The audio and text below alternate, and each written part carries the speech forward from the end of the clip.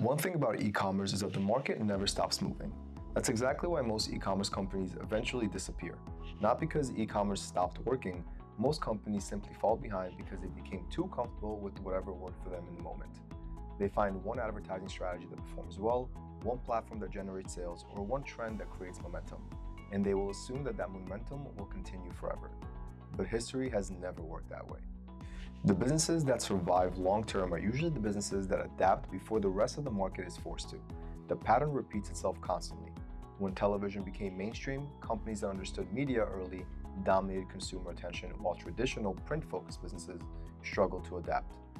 When the internet arrived, entire industries that once looked untouchable disappeared because they underestimated how quickly digital behavior would reshape the economy.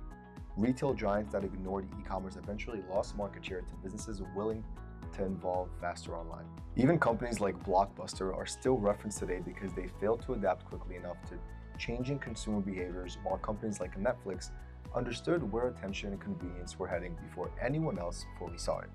The same thing happened with social media. There was a period where many traditional businesses viewed social media platforms as unimportant or temporary. Then suddenly, consumer attention shifted online at massive scale. Creators became media channels themselves, and brands realized they could no longer rely on traditional advertising. That's exactly what's happening right now in e-commerce again. Consumer behavior is evolving way faster than ever before. Years ago, e-commerce was heavily search-based. Consumers typed products directly into Amazon, compared listings, read reviews, and made buying decisions almost entirely inside search engines and marketplaces. As of today, the consumer journey looks completely different. Now products are discovered before they're searched for. People discover brands through digital storytelling. Consumers spend hours every day consuming content, and that content shapes what they trust, what they buy, and which brands feel relevant to their lifestyle. That shift completely changed e-commerce, because now attention itself has become one of the most valuable assets in a business. The brands that understand how to capture attention consistently are the brands controlling growth. That's something AIG understands very early.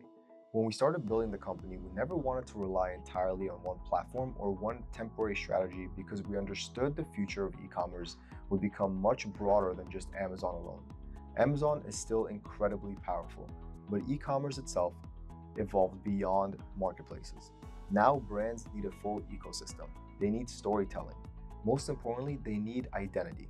Consumers today don't just buy products because they function well. They buy products because the brand itself feels aligned with how they see themselves. That's why branding matters more than it ever has historically. And honestly, this shift makes total sense when you look at the broader evolution of commerce marketplaces over time. In earlier industrial eras, businesses competed mostly through access and production. Whoever could manufacture products efficiently and distribute them widely usually dominated.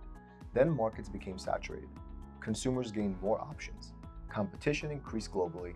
Suddenly, branding became one of the most important competitive advantages businesses could have, which means brands that failed to emotionally connect with people became replaced very quickly. That's one of the biggest reasons AIG focuses so heavily on adaptation instead of staying locked.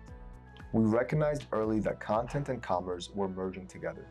Communities influence buying behaviors now. That means businesses can't think like old e-commerce brands anymore. They have to think like modern media companies. That's why AIG invests heavily into content ecosystems instead of focusing only on listing and ads. Because listings alone are no longer enough. That's where many e-commerce companies fail behind. They focus entirely on short-term revenue while completely ignoring long-term positioning. They optimize for temporary wins instead of sustainable brand equity. Eventually, the market shifts, consumer behavior evolves, and platforms change algorithms. Advertising becomes more expensive, and suddenly the systems they relied on stop performing the same way they used to. That's why adaptability matters so much. We focus heavily on infrastructure because infrastructure creates flexibility. We built social e-commerce systems designed to evolve alongside the market itself instead of simply becoming obsolete every few years. That's important because trends always change and technology always evolves.